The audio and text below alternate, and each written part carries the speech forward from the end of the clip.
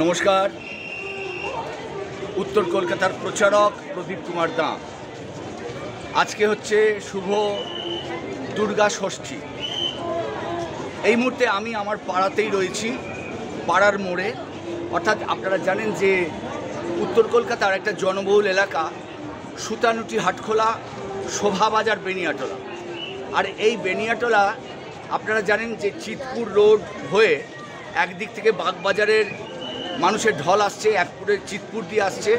চিতপুর দিয়ে এসে বিকেপাল পাঁচমাথা মোড় হয়ে যে পথটা প্রবেশ করছে, এটাই হচ্ছে সেই শোভাবাজার বেনিয়াটোলা।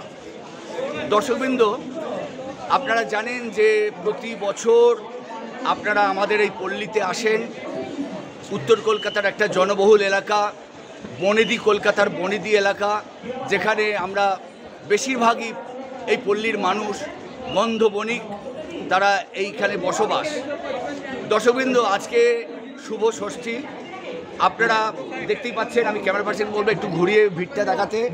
প্রচণ্ড ভিড় রয়েছে, প্রচণ্ড ভিড় রয়েছে। এবং যারা এই কালো পোশাকের সিকিউরিটি ভাই বোনেরা রয়েছে, কলকাতা পুলিশের যারা রয়েছে, তারা অক্লান্ত পরিশ্রম করছেন। এবং আজকের এই শুভ ষষ্ঠীতে যেভাবে দর্শনার্থীর ঢল রয়েছে, আমরা আপ্লুত যে আজকে বহু জায়গায় আমরা দেখতে পাচ্ছি যে বহু মণ্ডপে ভিড় উতলে উঠেছে। আমাদের এখানেও কিন্তু একেবারে যাকে বলে ভিড় উতলে উঠছে। দর্শকবৃন্দ, আপনারা জানেন এবছরের যে আমরা থিম, তার আগের বছরে আপনাদের মনে করিয়ে দিই, আগের বছরে আমরা যাত্রা শিল্প তুলে ধরেছিলাম। আর এবছর মহানায়ক, আমাদের বাঙালির গর্ব, বাংলার গর্ব তথা ভারতবর্ষের গর্ব, মহানায়ক উত্তম কুমার একম অদ্বিতীয়ম। সেই মহানায়কের 100তম বর্ষের জন্মতিথি, জন্ম 100 বর্ষ। এবং এই শুরু হলো একটি বছর আমরা পালন করব মহানায়কের 100 বর্ষ।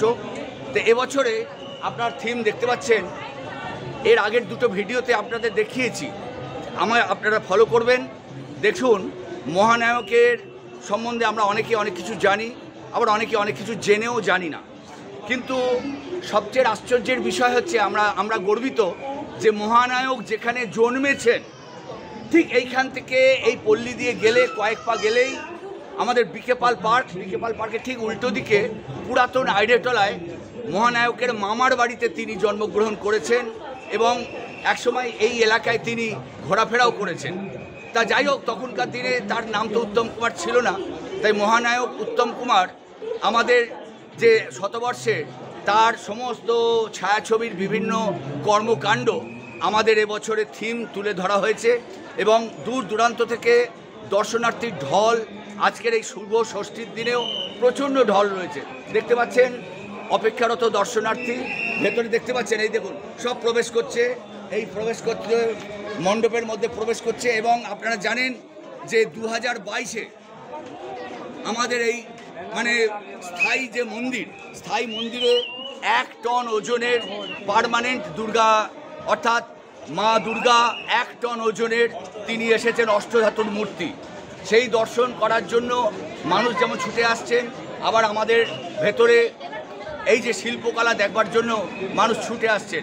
তাই আপনাদেরকে বলবো, আরও 3 দিন 4 দিন আপনারা সময় পাবেন, অবিলম্বে আপনারা আসবেন।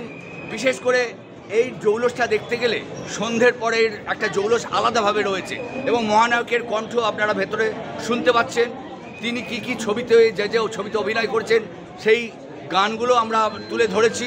তাই আপনাদের প্রত্যেককে বলবো যে শোভাবাজার বেনিয়াটোলা সার্বজনীন দুর্গোৎসব সমিতি এবছরে মহানায়কের প্রতি শ্রদ্ধাঞ্জলি জানাতে, মহানায়কের 100 বর্ষ, জন্ম 100 বর্ষে আমরা আপনাদের সামনে তুলে ধরছি মহানায়কের সমস্ত শিল্পকলা এবং তার ছায়াছবির শিল্পকলা। ধন্যবাদ।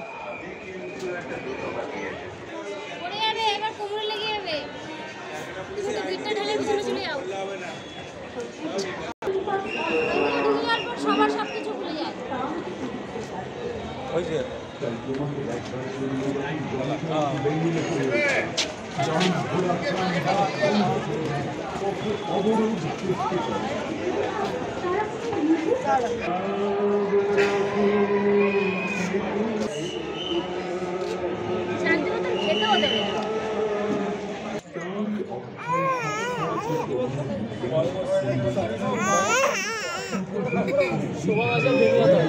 সেলিব্রিটি মানুষ